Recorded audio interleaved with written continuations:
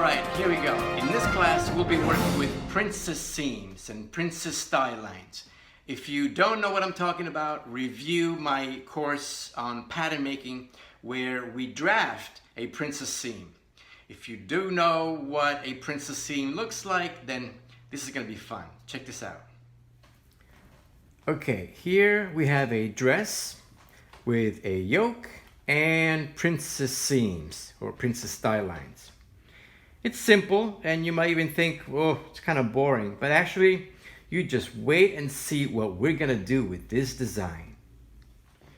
Okay, I'm going to use the 2-dart bodice, and we have already learned how to close the dart and create a yoke style line. So I'm not gonna do that right now. I'm just gonna focus on the princess seam part of it.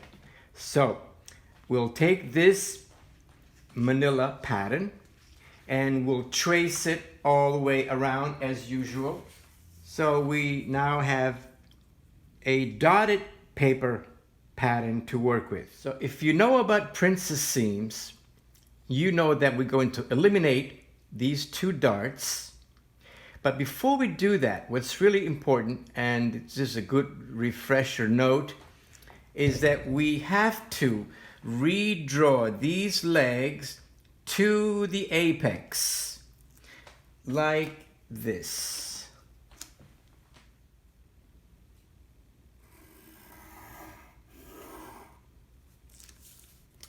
I have marked them in red so you can see the difference. So again, this is my apex, and I've redrawn the legs of the dart so that they come to the apex.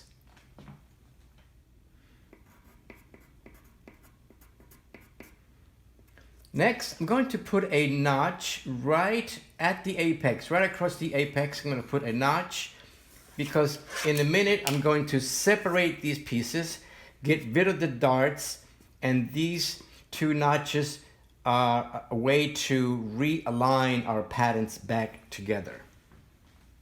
I'm going to eliminate the darts by cutting on the new legs that I've drawn, the red lines. Okay, so there is 1 dart. Here's my other dart.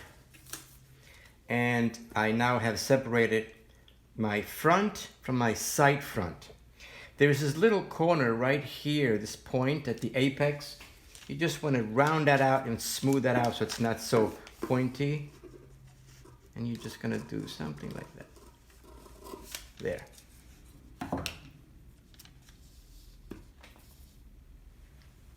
If you did not close the dart already, now is also another way of doing it. Watch this. I'm going to take these 2 legs, put them together, and create a yoke line. Scotch tape that becomes my yoke.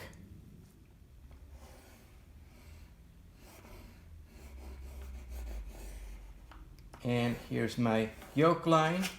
And by now you can see that I'm going to cut this and separate my yoke from the rest of the body. Now, you might be thinking, but wait a minute. This is a dress and this is only a top. How do we do this? If you have a basic skirt pattern, you can actually add a skirt to it, combine the top and the skirt. And if you extend your side seam onto and follow the curvature of the hip line of the skirt, or the side seam of the skirt, you can make it as long as you want.